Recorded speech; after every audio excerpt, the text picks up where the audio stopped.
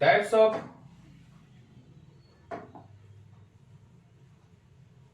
देखिए types of business structure को हम लोग समझ रहे हैं, और इससे पहले हम लोग समझे हैं सोल प्रोप्राइटरशिप के बारे में। अभी जो है सो हम लोग देखेंगे किसके बारे में, तो पार्टनरशिप के बारे में। ठीक है, पार्टनरशिप को समझने से पहले हमको ये चीज जानना जरूरी होगा कि इससे पहला जो टाइप था बिजनेस स्ट्रक्चर का या बिजनेस ऑर्गेनाइजेशन का, यानी कि सोल प्रोप्राइटरशिप, तो उसका क्या क्या लिमिटेशंस है।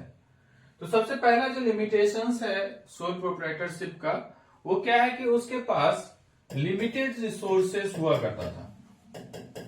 लिमिटेड क्या होता था उसके पास, रिसोर्सेस। ठीक है, उसके बाद उसके पास स्किल्स भी, एक सिंगल आदमी है तो उसके पास क्या क्या होगा, बड़ा समस्या है, तो उसके पास लिमिटेड स्किल्स भी था। स्किल्स भी उसके पास कैसा था, तो लिमिटेड स्किल्स भी हुआ करता था। ठीक है, तो लिमिटेड रिसोर्स था और लिमिटेड क्या था, स्किल्स था। उसके बाद सबसे मेजर जो समस्या उसके पास आता था वो क्या था कि उसको अनलिमिटेड लायबिलिटीज था। तो ये सारा समस्या था किसको, तो जो सोल प्रोप्राइटरशिप या जो प्रोप्राइटर है उसको। तो इस सब के बावजूद अगर कोई सोल प्रोप्राइटर चाहता है कि हम क्या करें, तो एक्सपेंड करें अपने बिजनेस को,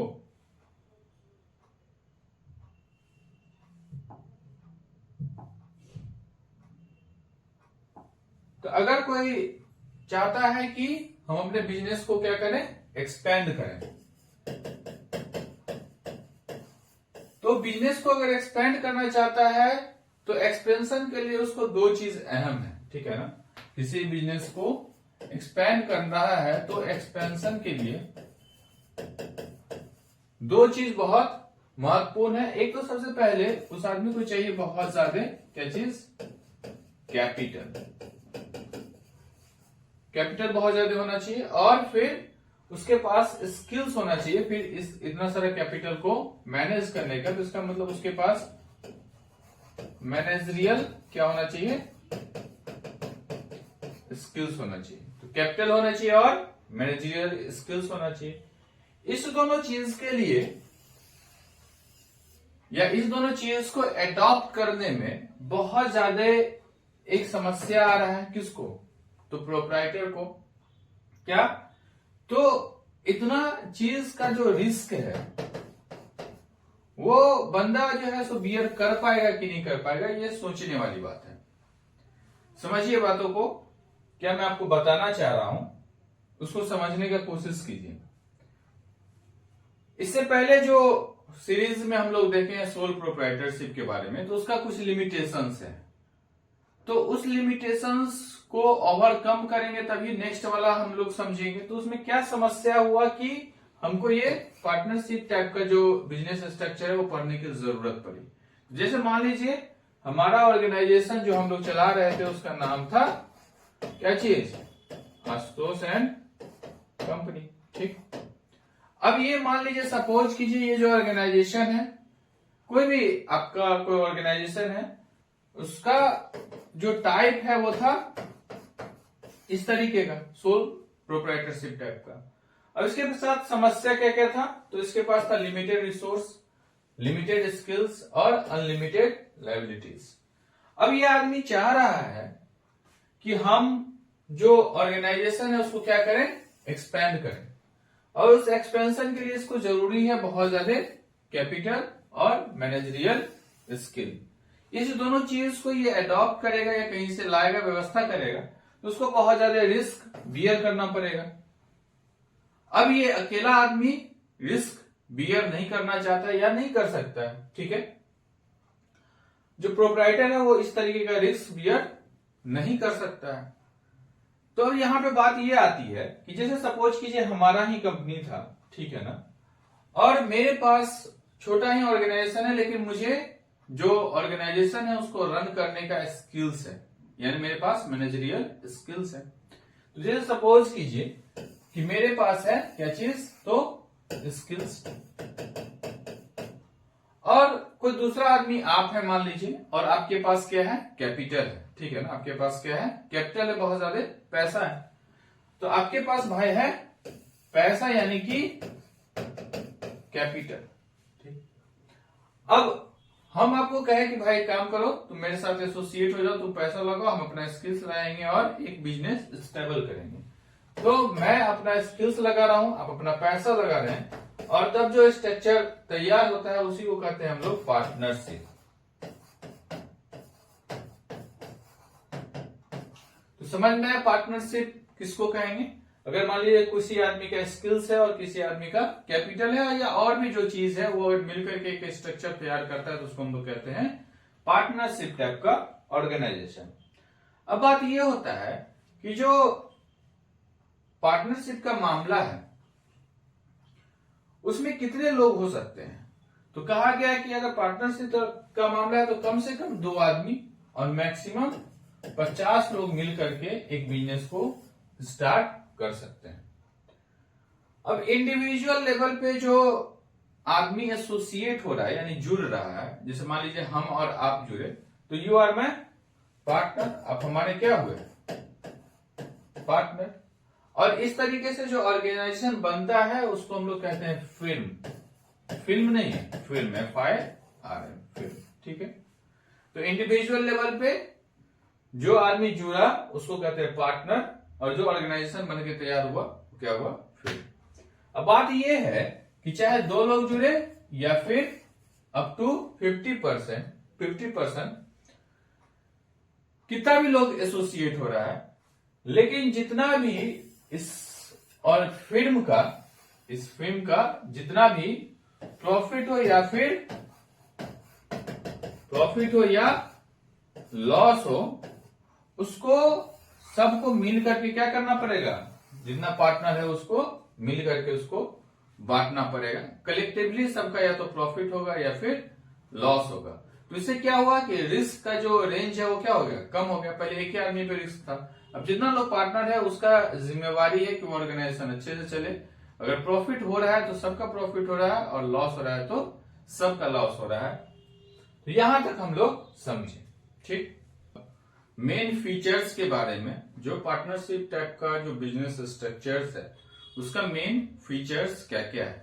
तो सबसे पहला जो मेन फीचर्स है वो क्या है कि बहुत ज्यादा पर्सन एसोसिएटेड होगा, कि मोर पर्सन एसोसिएटेड होगा। तो बहुत ज्यादा पर्सन एसोसिएटेड होगा तो क्या होगा कि हर एक के पास कुछ अलग अलग स्किल्स है, जिससे ऑर्गेनाइजेशन बहुत अच्छे तरीके से रन कर सकता है। तो ये एक फीचर्स होगा कि जितना भी लोग कोलैबोरेट हो रहे हैं उसका अपना अपना सबका एक्सपर्टीज है, और जिससे ऑर्गेनाइजेशन अच्छे से चलाया जा सकता है।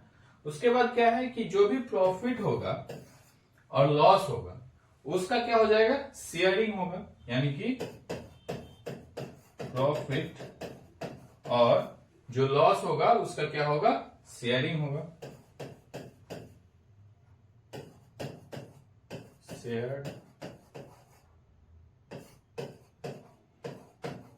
या शेयरिंग होगा, ठीक है।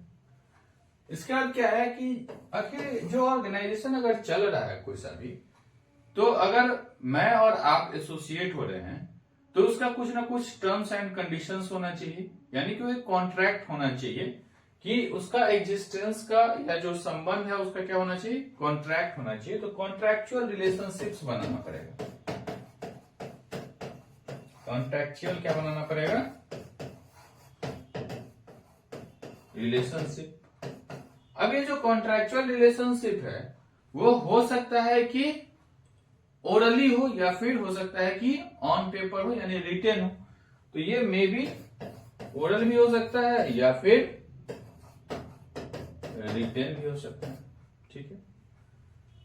तो क्या क्या चीज है मेन फीचर्स में, ज्यादा लोग एकत्रित होंगे तो क्या होगा, अलग अलग स्किल्स होगा। उसके बाद दूसरा क्या है, प्रॉफिट और जो लॉस होगा वो क्या होगा, शेयरेबल होगा। उसके बाद कॉन्ट्रैक्चुअल रिलेशनशिप्स बनेगा, और फिर कॉन्ट्रैक्चुअल रिलेशनशिप्स बनेगा तो इसका फायदा क्या होगा कि ऑर्गेनाइजेशन जो एग्जिस्ट करेगा वो लीगली एग्जिस्ट करेगा, मतलब लॉफुल बिजनेस हम लोग तैयार करेंगे, मतलब एग्जिस्टेंस ऑफ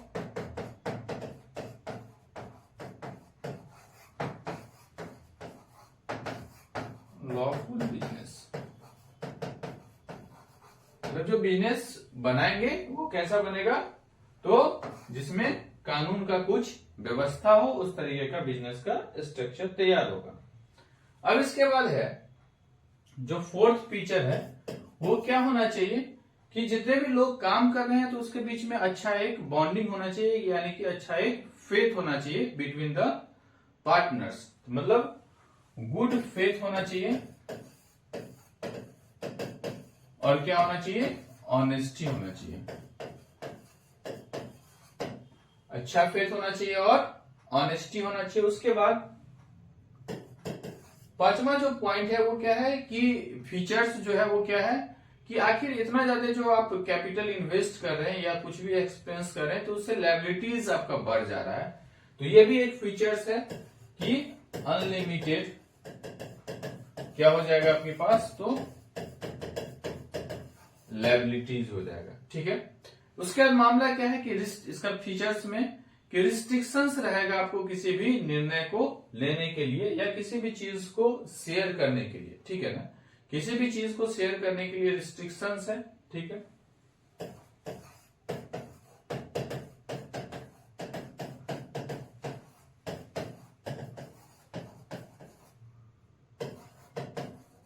किसी भी व्यू को शेयर करने के लिए क्या है, रिस्ट्रिक्शंस है, या फिर कोई भी डिसीजन के लिए भी रिस्ट्रिक्शंस है। कोई काम कोई देख रहा है, कोई काम कोई देख रहा है, तो आप दूसरे का काम कर सकते हैं, नहीं कर सकते, ये सारा चीज रिस्ट्रिक्शंस है। उसके बाद सेवेंथ जो है वो क्या है कि प्रिंसिपल ऑफ एडजस्ट। ठीक है ना, कि कैसे आप रिलेशनशिप में, जैसे मान लीजिए दो आदमी है, उसके साथ आप एडजस्ट कर पाते हैं, नहीं कर पाते हैं, तो ये भी एक फीचर्स है जो देखने को मिलता है। क्या है, प्रिंसिपल ऑफ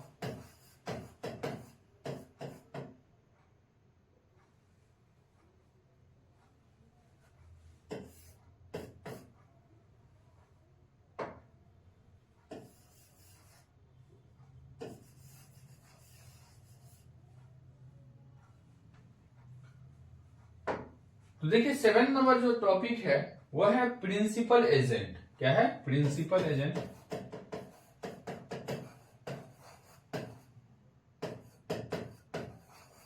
प्रिंसिपल एजेंट किसको कहते हैं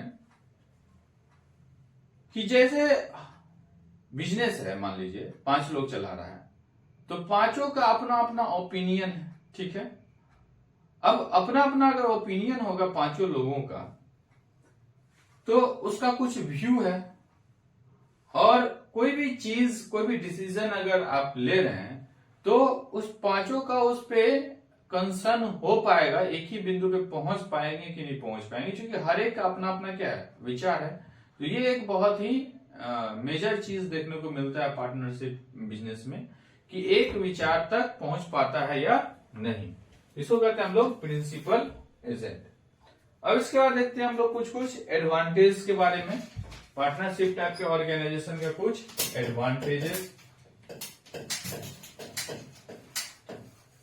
अब कोई भी स्ट्रक्चर है बिजनेस का, तो उसका कुछ ना कुछ क्या है, एडवांटेजेस है, और कुछ क्या है, डिसएडवांटेजेस है। तो एडवांटेज के बारे में हम लोग देखते हैं। तो सबसे पहला जो एडवांटेज है वो ये है कि इसको बनाना, जैसे सोलो प्रोप्राइटरशिप को बनाना आसान था, वैसे ही इसको भी बनाना क्या है, आसान है, मतलब इजी है इसका फॉर्मेशन। जैसे मान लीजिए हमारे पास मैनेजरियल स्किल्स है और आपके पास कैपिटल है, हम लोग आपस में बात कर लिए और एक सेटअप बना लिए, कुछ स्टार्टअप कर दिए, तो इसका जो फॉर्मेशन का जो तरीका है वो बहुत ही क्या है, आसान है, आसानी से आप इसको स्टेबल कर सकते हैं। उसके बाद अगर 2 या 2 से अधिक आदमी यानी अप टू 50% तक कोलैबोरेट करते हैं, तो आसानी से आप बहुत ज्यादा कैपिटल को एकत्रित कर लेते हैं, यानी कि बहुत ज्यादा जो कैपिटल है, मोर कैपिटल, वो इजिली क्या हो जाता है, आपको अवेलेबल हो जाता है। ठीक है, बहुत ज्यादा कैपिटल क्या होगा, इजिली अवेलेबल हो जाएगा। तो क्या क्या चीज है, इजी फॉर्मेशन है, अच्छे से आप जल्दी से फॉर्म कर सकते हैं। उसके बाद क्या है, आप बहुत ज्यादा कैपिटल को एकत्रित कर सकते हैं आसानी से और बहुत जल्दी। ठीक है, उसके बाद तीसरा जो एडवांटेज क्या है कि आप जो भी स्टार्ट कर रहे हैं तो एक कंबाइंड जो है सो होकर के स्टार्ट कर रहे हैं, तो कंबाइंड किसी भी चीज पे क्या होगा, जजमेंट होगा। तो कोई निर्णय लेने में आपको बहुत आसानी होगी, जिसका मतलब यह है कि आप कंबाइंड इसमें कोई भी जजमेंट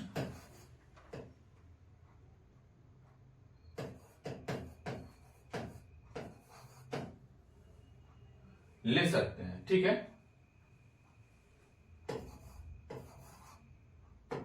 क्लियर है। उसके बाद आपको कोई भी जजमेंट तो ले ही सकते हैं, साथों साथ आप सबके पास जो अलग अलग स्किल्स है उसको क्या कर सकते हैं, एकत्रित करके इस्तेमाल कर सकते हैं। तो आसानी से फॉर्मेशन है, इजिली जो है सो कैपिटल अवेलेबल है, और कोई भी जो डिसीजन है उस तक आप आसानी से पहुंच सकते हैं, और स्किल्स का अपना इस्तेमाल कर सकते हैं कोलैबोरेट करके। उसके बाद क्या है कि आप 2 लोग 4 लोग अगर चला रहे हैं, तो आप किसी के साथ जो रिस्क है वो भी आपको क्या हो जाएगा, शेयरेबल हो जाएगा। तो मतलब डिफ्यूजन हो जाएगा किसका,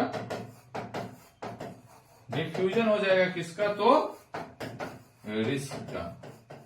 ठीक, उसके बाद फिर आपके साथ जो है सो जिससे बहुत सारे लोग एसोसिएटेड है, तो क्या होगा, फ्लेक्सिबिलिटी रहेगा।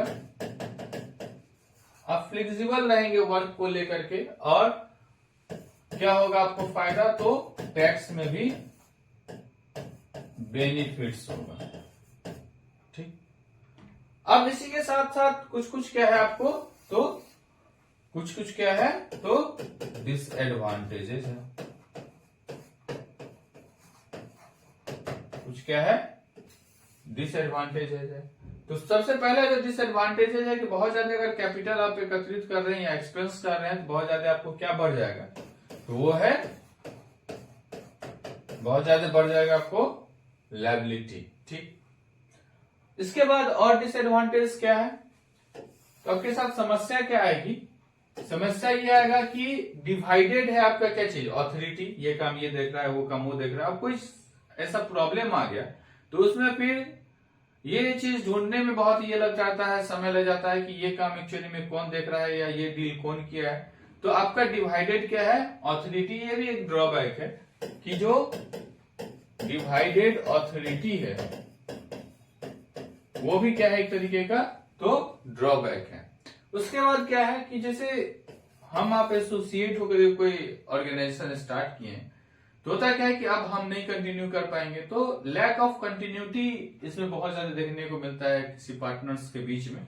तो ये भी एक तरीके का ड्रॉबैक है, क्या चीज, तो लैक ऑफ कंटिन्यूटी। उसके बाद जो रिस्क का मामला है, वो रिस्क जिसपे आप कोई जिम्मेवारी छोड़ करके गए हैं, या फिर जो पार्टनर है उस पर आप कितना रिलायबल हो सकते हैं, ये भी एक इश्यू आता है। तो पार्टनर आपका जो है सो ऑनेस्ट है कि नहीं है, तो ये भी एक रिस्क रहता है कि उसके साथ आप कंटिन्यू कर पाएंगे नहीं कर पाएंगे, या कुछ इस तरीके का जो चीज है। तो एक रिस्क का जो ऑथोरिटी है वो भी देखने को हम लोग को मिलता है। तो ये था मेन फीचर्स। उसके बाद हमने देखा एडवांटेज और डिसएडवांटेज किसका, तो पार्टनरशिप टाइप के बिजनेस के स्ट्रक्चर का। Okay, thank you.